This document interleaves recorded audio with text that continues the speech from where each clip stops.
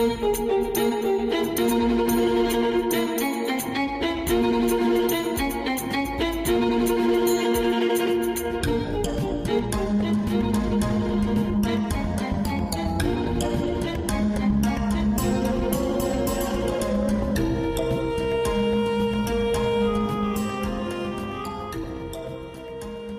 Kepel, spécialiste du monde arabe et professeur à sciences politiques, était au château de Blois jeudi. Nous l'avons rencontré après sa conférence sur les révolutions et les contre-révolutions dans le monde arabe. Gilles Kepel, bonjour. Bonjour. Après avoir vécu ces révolutions arabes, les pays sont actuellement en pleine transition. Pourtant, on voit qu'il y a certains soucis, notamment au niveau de l'Égypte. Est-ce que les pays peuvent réussir véritablement leur transition démocratique? En Égypte, la situation n'est pas du tout simple. Ça tient aussi au fait qu'en Tunisie, la révolution a vraiment été faite par la population. En Égypte, elle a été surtout le produit d'une scénographie qui s'est passée sur la plus grande arène du pays, la place Tahrir, la place de la Libération. Mais le pouvoir reste aujourd'hui en Égypte essentiellement sous le contrôle du Conseil suprême des forces armées. Est-ce qu'il n'y a pas une crainte quand même que les intégristes religieux prennent le pouvoir et aient envie de revenir en force? C'est bien sûr aujourd'hui l'une des inquiétudes, c'est que les mouvements radicaux ne puissent imposer leur agenda. Toute la question, par exemple, à propos de l'incendie du cinéma qui a donné le film Persépolis à Tunis, dans quelle mesure est-ce qu'au contraire ça va faire peur à une partie de l'électorat qui va voter pour les partis laïcs pensant que la venue des islamistes, ça se traduira par la dictature, ou au contraire, est-ce que c'est le début d'un rapport de force? Est-ce que d'autres pays peuvent se réveiller un peu plus? Le Maroc est en train d'essayer d'éviter la révolution en favorisant une évolution démocratique, c'est-à-dire avec un Premier ministre qui serait responsable devant le Parlement et non plus devant le roi. Dans les pays du Golfe, c'est très corseté et verrouillé, mais par exemple au Koweït aujourd'hui, il y a des mouvements en ce sens. Et donc, de toute façon, la machine du changement dans le monde arabe s'est mise en œuvre et on ne sait pas où elle va aboutir, mais elle ne va pas s'arrêter tout de suite. Jeudi soir, le film de Mourad Benchek, Plus jamais peur, a ouvert le cycle cinéma des rendez-vous de l'histoire, chronique de la révolution tunisienne qui a lancé le mouvement de liberté qui touche les pays arabes.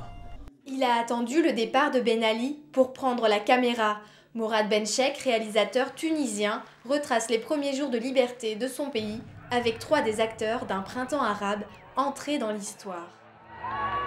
Le 14 janvier, au fait, est la journée où j'ai pu récupérer pleinement ma citoyenneté. Et à partir du moment où j'ai récupéré cette citoyenneté, je n'avais plus qu'une seule urgence. Une urgence que je pourrais qualifier de viscérale, celle de raconter. Lui qui n'avait jamais voté attend désormais les élections du 23 novembre, les premières élections libres en Tunisie depuis l'indépendance du pays en 1956. C'est un véritable tournant. Il y a un édifice énorme à construire. Aujourd'hui, nous pouvons commencer à mettre les premières pierres. Mourad Benchek croit en l'avenir de son pays, car aujourd'hui, la peur en Tunisie a disparu. L'important, c'est que la peur de dire non ne revienne pas. Ça ne sera plus jamais comme avant. Révolution, renaissance, les termes se multiplient pour qualifier les événements actuels dans le monde arabe. Petite mise au point avec le professeur Jean-Pierre Filiu. Quand les journalistes parlent de révolution, l'historien Jean-Pierre Filiu, lui, préfère le terme de renaissance, en référence à la Narda qui secoue le monde arabe à la fin du XVIIIe siècle. La première renaissance arabe, la Nahda comme on l'a décrit, son événement fondateur, c'est l'expédition de Bonaparte en Égypte en 1798, qui est à la fois irruption occidentale, irruption armée, mais aussi défi de civilisation. Cette première renaissance prend fin avec la Seconde Guerre mondiale. Celle d'aujourd'hui renoue avec ses envies de liberté et tente d'en accomplir les promesses. Mais le peuple y parviendra-t-il? On a une jeunesse d'une centaine de millions de femmes et d'hommes qui est la plus éduquée de l'histoire du monde arabe. On n'avait jamais eu cette masse critique énorme pour soutenir la première Renaissance qui était au fond le fait d'élite et d'une diaspora cosmopolite de jeunes et de moins jeunes diplômés. Jean-Pierre Filiu est confiant, les régimes totalitaires tomberont les uns après les autres. Pour lui, dans 10 ans, les peuples arabes auront repris leur destin en main. Un petit creux en fin de journée. Pour rester dans le ton, vous aurez le choix, car à Blois, plusieurs restaurateurs vous proposent des repas autour du thème de l'Orient. 2 crevettes, 2 fricandeaux, 3 cendres, un poulet et 4 orients. Oui. La découverte de l'Orient, pendant ces rendez-vous de l'histoire, passe aussi par l'assiette. Comme 8 autres restaurants blésois, le Monarque propose jusqu'à dimanche un menu thématique autour de l'Orient, lors de dîners historiques. Une invitation au voyage à bord d'un célèbre convoi.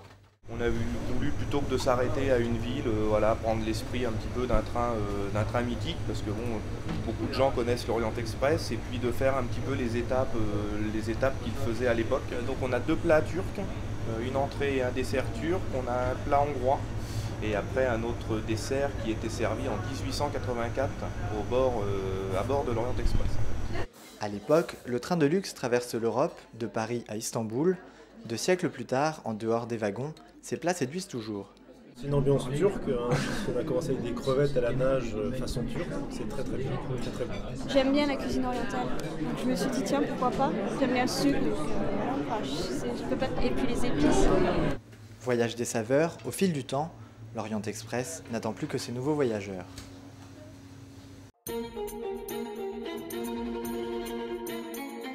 Et au programme aujourd'hui, la conférence intitulée « Retour sur 30 ans de politique arabe de la France ». Une conférence donnée par Hubert Védrine, ancien ministre des Affaires étrangères et ex-conseiller diplomatique de François Mitterrand. Rendez-vous à la Maison de la Magie à partir de 11h jusqu'à 12h30. À partir de 12h15, l'écrivain Abdelwahba Meded présentera son ouvrage « Le printemps de Tunis, la métamorphose de l'histoire », un café littéraire qui se tiendra à la Halle aux Grains jusqu'à 13h. Et puis ne manquez pas le concert Promenade en Chine, interprété par l'ensemble de clarinettes de Paris, accompagné de la chanteuse Wei Chen et dirigé par François Boët.